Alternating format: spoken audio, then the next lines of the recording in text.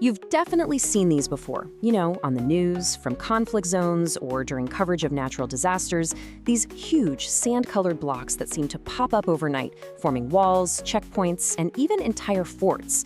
They're literally everywhere, but what are they, really? And how in the world are they built so fast? Well, let's dive in. Just take a look at this. It's a full-on, multi-level fortress just sitting in the middle of the desert. I mean, that looks like something that would take weeks, maybe even months to build, right? But these instant fortifications show up in some of the most remote, toughest environments on the planet, giving critical protection way faster than you'd ever expect. And that really brings us to the big question. How is it even possible to build something so huge, so solid, in just a matter of hours? Well, the answer is a piece of engineering that is just deceptively simple. So, what is this thing we're looking at? It's time to pull back the curtain on one of the most important but kind of overlooked inventions in modern defense and logistics. Okay, so its official name is a hesco barrier, or sometimes a defensive bastion. And at its heart, it's a brilliantly simple idea. It's a wire mesh cage with a tough fabric liner inside. The real genius is what you do with it. You just fill it up with whatever's right there. Sand, dirt, gravel, and bam, you've got a solid protective block. And the secret to their incredible speed? It's this transformation. They ship completely flat, packed down like giant accordions. But once you get them on site, they expand. You fill them up, and in no time at all, you've got a serious defensive wall. It's basically a fort in a box.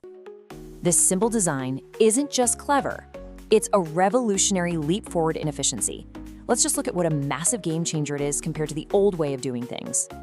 This comparison right here is just staggering. To build a wall this size with old-school sandbags, you'd need about 10 people working for 7 long hours.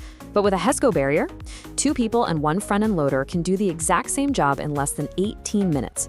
That's not just an improvement, that's a whole new ballgame. To put a number on that for you, we're talking about a 116-fold increase in efficiency. A jump in productivity that big changes absolutely everything. In a crisis, that speed means faster security for troops, quicker flood defenses for towns, and ultimately, it saves lives. But, being fast is useless if it's not strong. So just how tough are these things? Well, I think this picture of a vehicle impact test answers that pretty clearly. The car is completely toast, the wall barely has a scratch on it.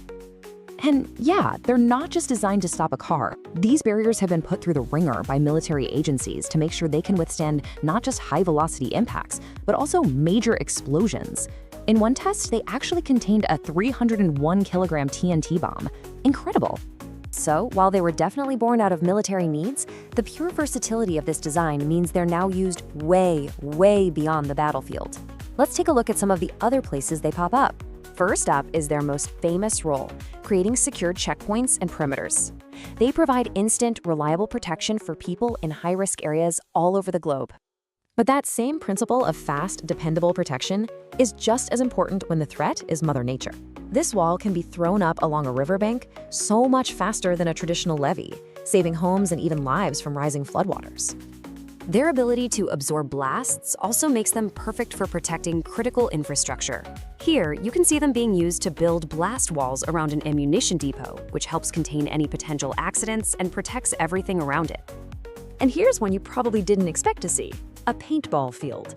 Turns out, the same barriers designed to stop bullets and bombs are also perfect for stopping paintballs. It's a surprising but pretty clever use of the technology.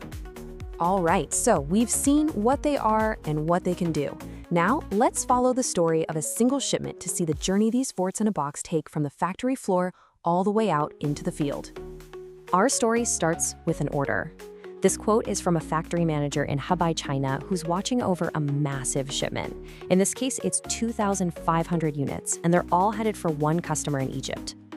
And this is what that order looks like, right there on the factory floor. Just pallet after pallet of flat-packed, covered barriers, all ready to be shipped out. The scale is really impressive. You're looking at rows and rows of potential walls and forts, all packed down for their trip. From the warehouse, they get loaded into totally standard shipping containers. And this is a huge part of what makes them so effective. Because they pack so efficiently, you can transport them literally anywhere in the world using the same ships, trains, and trucks that move everything else. And here we are at the end of that journey, from a factory in China all the way across the ocean to a police checkpoint in Egypt. Those flat packs we just saw have been expanded, filled, and put to work, providing real-world security. It's a pretty powerful picture of the global supply chain in action. So let's just recap the magic here. It ships flat, making it super easy to move. It deploys incredibly fast, saving time and manpower. It fills with local materials, so you don't have to ship heavy filler. It provides proven, effective protection, and when it's not needed anymore, it's easy to take apart and recycle. It's just such an elegant solution to a whole bunch of complex problems. The HESCO barrier is really a testament to the power of a simple, strong design. It kind of makes you wonder, doesn't it? What other seemingly basic innovations, like the shipping container or even just a simple screw, are out there quietly shaping the world around us every single day?